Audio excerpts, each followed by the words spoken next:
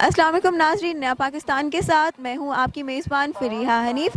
आज हम मौजूद हैं F9 पार्क में और मैं कुछ सवाल लाई हूं लोगों के लिए और मेरा सवाल ये है कि वो कौन सा इंग्लिश का ऐसा वर्ड है जो शुरू भी टी से होता है और एंड भी टी से होता है।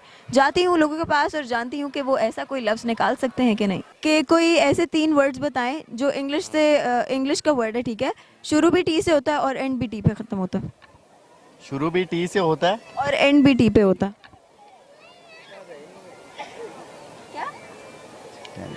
है बिल्कुल।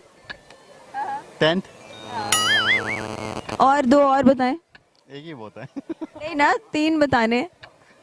दो आप बता दें। मैंने बताना होता तो मैं आपके पास आती क्यों? ट्रुथ और नहीं, ट्रूथ नहीं है। हाँ TRUTH। जो आप में बहुत है। टैलेंट, ये इनका कहना है कि मेरे में टैलेंट बहुत है। हाँ। और एक और।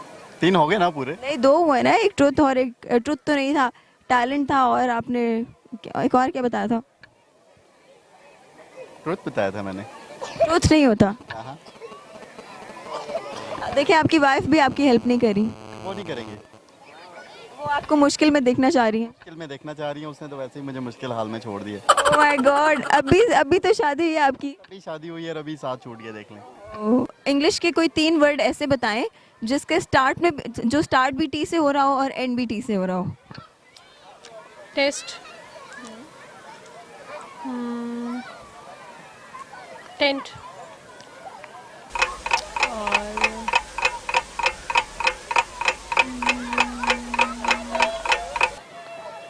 ईशान याद है ज़हन में। बस एक ही वर्ड रह गया, सोचो तो सही। 2 तो आपने बता दिए।